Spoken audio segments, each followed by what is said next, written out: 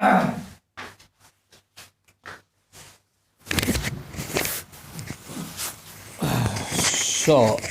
a very good evening to everyone.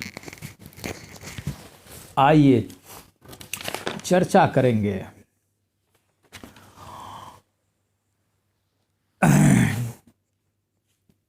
कैसे यात्रा लाभदायक है, हाउ ट्रैवलिंग हेल्प अस। आइए हम यात्रा पे चर्चा करते हैं। हमने यात्रा पे, आपने मेरे वीडियो शायद देखे हो, मेरी अजीब व गरीब यात्राएं हैं, आप ऐसी नहीं कर पाएंगे, लेकिन फिर भी जो कर पाएँ उनसे भी कुछ सीखा जा सकता है। होता यह है कि हम एक ही जगह बैठे बैठे और रहते रहते और एक ही जैसी लाइफ साइकिल जीते जीते हमारे विचार बहुत संकीर्ण हो जाते हैं। समस्या यही है, और यही मुख्य समस्या है। मैं तुमसे कहता हूँ, जब तुम एक ही जगह रहते रहोगे और एक ही जैसा साइकिल चलाओगे तो तुम भी ऊब जाओगे, तुम्हारे विचार भी और तुम्हारी क्रिएटिविटी भी, तुम्हारी सोच भी, सब कुछ कुंद हो जाती है। That becomes narrow, the vision becomes narrow and you don't think broader. So in order to broaden your things, you know, अगर आपको अपनी विजन को ब्रॉड करना है तो आपको यात्राएं करनी चाहिए। आप देखेंगे जितने भी महापुरुष हुए हैं आज तक के, चाहे बुद्ध हों, महावीर हों, चाहे कोई भी रहे हों, चाहे राम ही को ले लीजिए, सब ने यात्राएं ही करी, सब ने यात्रा की। ऐसा कोई नहीं हुआ, चाहे कृष्ण हो चाहे कोई, सब ने यात्रा की। जीसस को ले लो, पैगंबर को ले लो, जिसने, सब ने यात्रा की। अब मैं ये नहीं कहता, मैं तो एक आम आदमी के लिए भी कहता हूँ कि तुम यात्रा करो तो तुम्हारा विजन बढ़ेगा। तो सब यात्रा करते हैं ताकि विजन को और ब्रॉड किया जा सके, और ये ज़रूरी भी है संसार को समझने के लिए। अगर बुद्ध यात्रा नहीं करते तो वो किसी बूढ़े व्यक्ति, बीमार व्यक्ति को जान ही नहीं पाते कि मृत्यु कुछ होती है। वो कुछ जान ही नहीं पाता तो फिर कैसे कुछ आगे बढ़ता।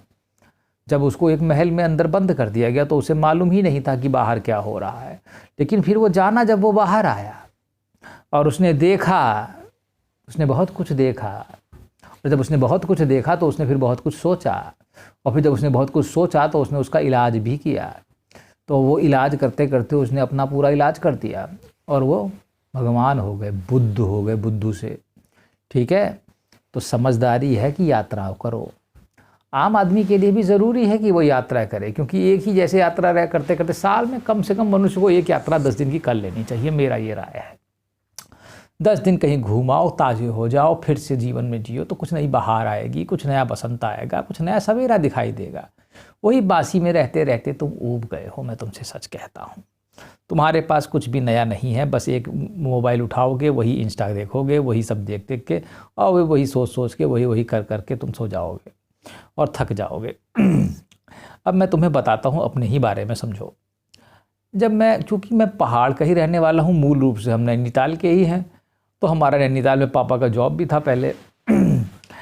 तो हम वहाँ जाते रहते थे। मैं नैनीताल कम से कम मेरे ख्याल से 100-150 बार तो गया ही होऊंगा, और पहाड़ों में, क्योंकि मेरा गांव ही पहाड़ में है इसलिए मैं पहाड़ जाते रहता था। तो जब मैं पहाड़ के पास खड़ा होता हूँ, अपने गांव के ही पास, तो बड़े ऊंचे ऊंचे पहाड़ में देखता था। जब मैं छोटा भी था तब भी मैं देखता था, और मैं हमेशा यही सोचते आया हूँ कि इतना बड़ा पहाड़ है और इतना सा मैं हूँ। सही में, मैं तुमसे मजाक नहीं करता, वो पहाड़ बहुत बड़ा होता है और मैं इतना सा दिखता था। मैं सोचता था मेरे आगे ये पहाड़ इतने बड़े बड़े हैं और मेरी क्या औकात है इस पहाड़ के आगे। तो जब तुम ऐसे सोचोगे तो तुम्हें अपनी औकात भी पता चल जाएगी। जैसे कि मुझे पता चल गया कि मैं वास्तव में कुछ नहीं हूँ इस पहाड़ के आगे। पहाड़ इतने सालों से मुझसे बड़ी उम्र में रहेगा, मैं तो मर भी जाऊँगा, यहाँ आते खप जाऊँगा, और यह तो ऐसे ही रहेगा।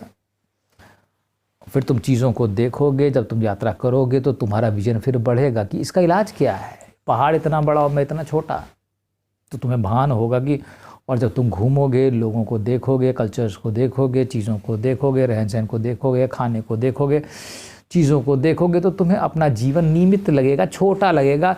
तुम सोचोगे कि मेरा जीवन है किस काम का, कि मेरा होना ना होना किसी काम का नहीं है। तो इससे फिर क्या करोगे तुम, हो सकता है तुम जो समस्याएं पहले झेल रहे थे वो अब तुम सोचना बंद कर दोगे, क्योंकि तुम तो कहोगे इसको जियो जैसे भी जीना है, आनंद में ही जियो, तो रोने से क्या फ़ायदा, क्योंकि तुम्हें तो तमाम चीज़ें दिखाई दे रही हैं। तुम जानते किसी को नहीं हो, लाखों करोड़ों लोग तुम देख रहे हो, ये क्या कर रहे हैं, कुछ मालूम है तुमको? तुम जानते नहीं हो, मैं तुमसे कहता हूँ। लेकिन जब तुम घूमोगे और जानोगे तो सोच का विस्तार होगा, दिमाग में स्थायित्व होगा, तो विचार बढ़ेंगे, तो स्टेबिलिटी आएगी। तो कम से कम जानोगे तो कि भाई मैं हूँ, कि मैं हुई नहीं, या मेरा होना है भी कि नहीं, इसमें भी कई सारी समस्याएं पैदा हो सकती हैं। कुछ लोगों को ये समस्या लग सकती है कि अपनी निमित्त, मान लो मैं वहाँ चला गया स्विट्ज़रलैंड बड़ी महंगी भी जगह, सुंदर जगह है। अब मैं स्विट्ज़रलैंड जा कर के अपने देश से तुलना करूँगा कि मेरे लखनऊ में क्या है और मेरे यहाँ क्या है, तो समझ रहे हो आप, ये तो एक निगेटिव भी हो सकता है। यार यहाँ तो कुछ है भी नहीं उस तरीके का, तुलना भी बेकार है इस किस्म की यात्राओं के बनने से। लेकिन मैं तुमसे यही कहता हूँ कि देखो, सीखो और बेहतर होने के लिए सीखो। क्यों ना हम लखनऊ को स्विट्ज़रलैंड बनाएं? क्या तुमने कभी ऐसा सोचा? तुम कहोगे मैं कितना बड़ा मूर्ख हूँ, ऐसा कभी नहीं हो सकता। लेकिन मैं ऐसा भी सोचता हूँ कि क्यों ना लखनऊ में कुछ पहाड़ उगा दिए जाए। मैं मजाक नहीं कर रहा तुमसे, मैं ऊब गया हूँ या प्लेन्स देख देख करके। मैं सोचता हूँ अगर प्लेन्स में भी थोड़े पहाड़ उग जाते तो यहाँ पे और अच्छा मनोरंजन टाइप का होता, लोग अच्छी जीवन जीते। खैर, इस बारे में हम फिर कभी चर्चा करेंगे कि मैं क्या क्या सोचता हूँ, क्योंकि मैं कुछ अजीब सा सोचता हूँ। फिलहाल मैं फिर यात्रा पे वापस आता हूँ। तो यात्रा हर हाल में बेहतर है और तुम पाओगे कि तुम बेहतर होते जा रहे हो जितनी तुम यात्राएं करोगे, क्योंकि अनुभव बढ़ता जाएगा, चीज़ें होती जाएंगी, कुछ कठिनाइयाँ आएंगी, कुछ समस्याएं आएंगी, कभी बीमार होगे, कभी कुछ होगा। तो तुम धीरे धीरे जीवन के प्रति एक पॉजिटिव रुख भी अपनाते जाओगे और उतने बड़े दायरे में सोचोगे तो थोड़ा सा और अच्छा रहेगा, क्यों नहीं।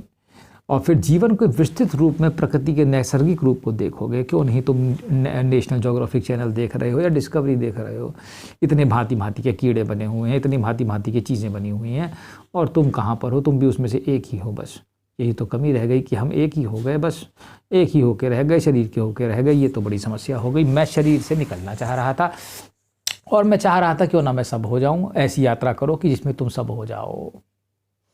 मैं तुमसे ये कहूँगा, हाँ, सिद्ध स्थानों पे, मंदिरों पे जाया करो, पीठ पे जाया करो, किस भी धर्म को मानते हो वहाँ पे जाया करो। वहाँ तुम्हें एनर्जी मिलेगी, तुम्हारे चक्रों के शांति मिलेगी और तुम्हें ऊर्जा मिलेगी। वो जगह ऊर्जावान है जहाँ सिद्धों ने तपस्याएं की हैं, वहाँ ज़रूर विजिट किया करो जब भी जाओ, वो तुम्हें लाभदायक रहेगा तुम्हारे लिए। हाँ, यात्रा कैसी होनी चाहिए हम इस पर भी चर्चा कर सकते हैं। इस आध्यात्मिक यात्रा पे कुछ लोग जा सकते हैं, कुछ लोग मनोरंजन यात्रा पे जा सकते हैं। दिल्ली वाले या चंडीगढ़ वाले यहाँ से शिमला निकल जाते हैं या नैनीताल चले आते हैं, 1-2 रात घूमते हैं और चले जाते हैं। उसके बाद वो मनोरंजन यात्राएं करते रहते हैं। कुछ अलग अलग किस्म की यात्राएं हो सकती है। लेकिन मैं तुमसे कहता हूँ कि हर जगह सीखने और देखने का प्रयास करो, और हो सके तो सुन। लोगों की सुनाई तो बहुत बाद में देता है, देखोगे तो पहले। ठीक है, तो ध्यान रखो, यात्राएं करो, उसका कुछ लाभ लो। सिद्धों से कहीं अच्छी जगह जाओ, सिद्ध पीठ में भी जा सकते हो, वहाँ से शक्तियाँ लेकर के आ सकते हो। कुछ कृपा हो सकती है, कभी कहीं से भी बरस सकती है। जीवन की विविधता का आनंद लो। कहीं पेड़ उग रखे हैं, कहीं किसी तरीके का क्लाइमेट है, कहीं किसी तरीके का क्लाइमेट है, कहीं ठंड है, कहीं गर्म है, पता नहीं किस तरीके के पेड़ हैं, अरबों स्पीशीज़ है। और भाई इतना बना दिया, ये सब है क्या? इसे तो जानने के लिए अरबों वर्ष चाहिए और इतना कम टाइम तुम्हारे पास।